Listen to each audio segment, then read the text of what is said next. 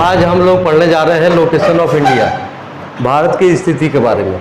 तो आप देखो, ये भारत का मैप है।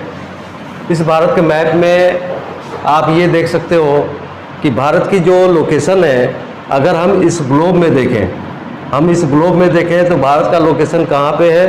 तो भारत का लोकेशन आपको ट्रॉपिक ऑफ कैंसर जो 23.5 डिग्री 23.5 डिग्री बनाता है, यहाँ पे ये भारत स्थित है। तो भारत आपके नॉर्दर्न हेमिस्फीयर में, अर्थ के नॉर्दर्न हेमिस्फीयर में स्थित है। इसका लोकेशन नॉर्दर्न हेमिस्फीयर में है और यहाँ से पास होती है tropic of Cancer. Tropic of Cancer pass होने की वजह से भारत का जो क्लाइमेट है वो क्लाइमेट थोड़ा सा हॉट है। तो ये भारत का लोकेशन है। तो भारत के अगर आप स्थिति देखें तो लोकेशन भारत का आप देख सकते हैं कि ये जो मेन लैंड है, ये मेन लैंड भारत का जो लैंड एरिया है, वो लैंड एरिया है आपका। The main land x tends between latitude 8 degree 4 minute north and 37 degree 6 minute north and longitude 68 degree 7 minute east and 97 degree 25 minute east में। और यहाँ से एक ट्रॉपिक ऑफ कैंसर पास होता है जो 23 डिग्री 30 मिनट नॉर्थ में है, जो इंडिया को दो हिस्सों में, लगभग दो हिस्सों में, बराबर हिस्सों में इंडिया को डिवाइड करता है। नॉर्थ इंडिया और साउथ इंडिया, उत्तरी भारत और दक्षिणी भारत में। तो भारत को दो हिस्सों में डिवाइड करने की वजह से ट्रॉपिक ऑफ कैंसर, यहाँ का जो क्लाइमेट है नॉर्थ इंडिया का और साउथ इंडिया का दोनों डिफरेंट है। तो भारत की जो कुल क्षेत्रफल यानी कि एरिया जो है वो 3.28 लाख स्क्वायर किलोमीटर है और इसको इंग्लिश में बोल सकते हैं 3.28 मिलियन स्क्वायर किलोमीटर, जो कि पूरे वर्ल्ड का 2.4% बनाता है। और इस तरीके से इंडिया जो है पूरे वर्ल्ड में 7th पोजीशन रखता है लैंड एरिया के अकॉर्डिंग। भारत का जो लैंड एरिया है वो टोटल 2.4% बनाता है पूरे वर्ल्ड के लैंड एरिया का। और ये पूरे वर्ल्ड में जो पोजीशन रखता है इंडिया, वो 7वें नंबर पे है एरिया के हिसाब से। तो एरिया में भारत 7वां सबसे बड़ा देश है। साथ ही साथ अगर हम पॉपुलेशन को देखें तो इंडिया दूसरा सबसे बड़ा देश है, जो चाइना के बाद है।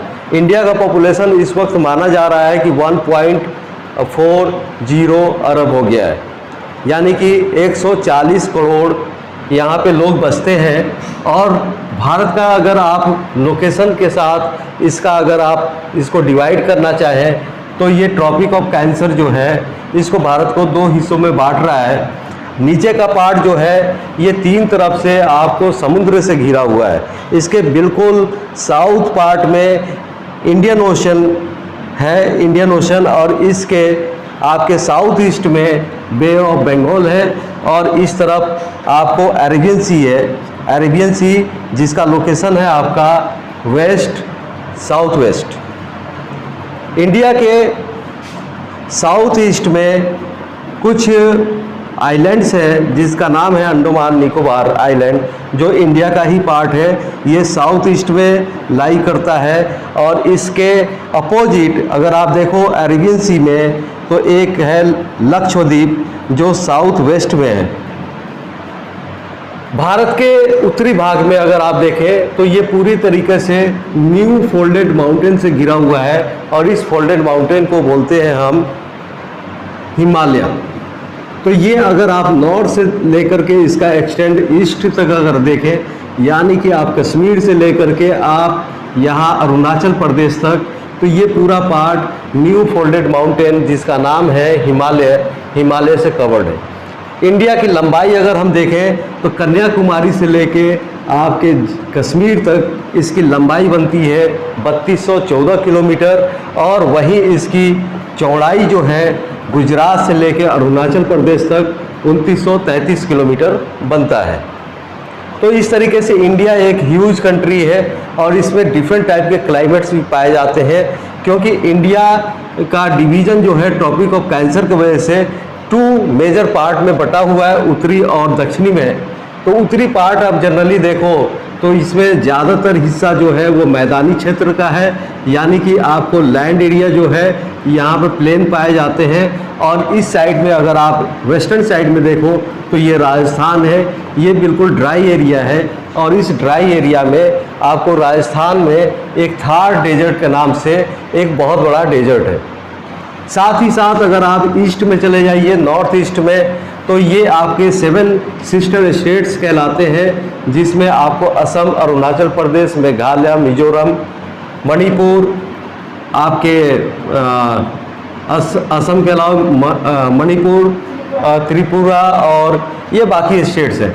इन स्टेट्स में अगर आप देखें तो ये माउंटेनियस एरिया है और यहाँ पे एक रिवर बहती है जिसका नाम है ब्रह्मपुत्रा। तो नॉर्दर्न इंडिया में जो भी नदियाँ पाई जाती हैं वो सालों भर उसमें पानी रहता है, क्योंकि ये सारे माउंटेन से ये नदियाँ निकली हुई हैं, हिमालय से नदियाँ निकली हुई हैं। और इसमें 3 मेजर सिस्टम है। पहला मेजर सिस्टम आपको निकलता है यहाँ से, जिसको हम बोलते हैं सिंधु नदी बोलते हैं। सिंधु नदी आपके जम्मू कश्मीर से होते हुए और ये पाकिस्तान के तरफ चला जाता है, और पाकिस्तान में इसको लाइफ लाइन ऑफ पाकिस्तान बोला जाता है। और इसके ये निकलता है आपके मानसरोवर झील है, उसी के पास से ये निकलता है। और यहीं से एक और रिवर सिस्टम निकलती है, जिसको हम भारत में आते ही इसको असम एरिया में हम इसको बोलते हैं ब्रह्मपुत्रा, यानी कि ब्रह्मा का पुत्र। इस नदी को कहा जाता है ब्रह्मा का पुत्र है। लेकिन चाइना जो तिब्बत का पार्ट है, ये जो कि अभी चाइना ने इसको अपने अंदर इंक्लूड कर लिया है, तो इसमें इसको बोला जाता है सांगपो। इस नदी का नाम सांगपो है। जब ये भारत में इंटर करती है तो असम में आ करके इस नदी का नाम आपको ब्रह्मपुत्रा हो जाता है। और ये नदी जा कर के आपको बे ऑफ बंगाल में गिरती है। और इसी के साथ यहाँ से गौमुख से निकलती है एक नदी जिसका नाम है, जो भारत का बहुत ही फेमस नदी है और भारत के लिए लाइफलाइन है। और साथ ही साथ ये एक होली रिवर है।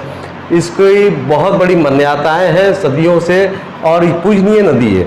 इस नदी का नाम है गंगा, जो कि आपको गौमुख से निकलती है और यहाँ से गंगोत्री होते हुए ये आपके बिहार के ज़्यादातर लैंड एरिया जो कि को बहुत ज़्यादा फर्टाइल बनाते हुए ये बे ऑफ बंगाल में जा कर के गिर जाती है, समाहित हो जाती है। और इसी के पास से यमुनोत्री से आपको निकलती है यमुना नदी, जो कि जा कर के गंगा नदी के साथ इलाहाबाद में इसका संगम होता है, जिसे आज प्रयागराज के नाम से जाना जाता है। और ये भी जा कर के आपके गंगा के साथ मिल करके ये जा कर के आपको बे ऑफ बंगाल में गिर जाती है। यहाँ पे देखने वाली बात है कि ब्रह्मपुत्रा और गंगा ये दोनों जा कर के बे ऑफ बंगाल में गिरती है, परंतु इसके विपरीत अगर आप देखें तो ये जो नदी है जिसको हम सिंधु नदी बोलते हैं, ये सिंधु नदी आपको आ कर के ये अरेबियन सी में मिलती है। तो अगर आप देखो तो इन सारे नदियों में सालों भर पानी रहता है। पानी इसलिए रहता है कि यहाँ पे ये सारी नदियाँ आपको हिमालय के हिम से निकलती हैं, यानी कि ये हिम आच्छादित क्षेत्रों से निकलती हैं, जहाँ पे स्नो सालों भर पड़े रहते हैं, जिसकी वजह से इन नदियों में बहुत ज़्यादा पानी की कमी नहीं होती। तो आजकल भारत सरकार इस पे बहुत सारी परियोजनाएं चला रही है। ये चला रही है कि भारत के सारी नदियों को एक साथ जोड़ दिया जाए, क्योंकि भारत के विभिन्न क्षेत्रों तक इसका लाभ पहुंच सके और इससे सिंचाई व्यवस्था को ठीक किया जा सके। और भारतीय जो कृषि मानसून के ऊपर डिपेंडेंट है, कुछ हद तक वो अपने नदियों के ऊपर भी डिपेंडेंट हो जाए और मानसून से पूरी तरीके से इनकी डिपेंडेंसी ख़त्म हो, ताकि भारत के अंदर खाद्य पदार्थों और कृषि क्षेत्र में कोई परेशानी ना है। अब इसके भारत के इस क्षेत्र में अगर आप पश्चिम क्षेत्र में देखो तो एक इसका पड़ोसी देश है जिसका नाम है पाकिस्तान। और पाकिस्तान का बॉर्डर ये यहाँ से जम्मू एंड कश्मीर से लगते हुए ये आपके गुजरात तक लगता है। और इसके उत्तर दिशा में यानी कि नॉर्दर्न पार्ट में अगर आप देखेंगे तो उत्तरी क्षेत्र में ये नेपाल है और नेपाल के ऊपर आपका चाइना है। उसी तरीके से इसके ईस्टर्न पार्ट में अगर आप देखें तो आपको बांग्लादेश मिल जाएगा और साथ ही साथ म्यांमार मिल जाएगा। इसके दक्षिणी क्षेत्र में अगर आप देखिए तो इसका पड़ोसी देश बनता है श्रीलंका। आज के लिए बस इतना ही। Thank you very much.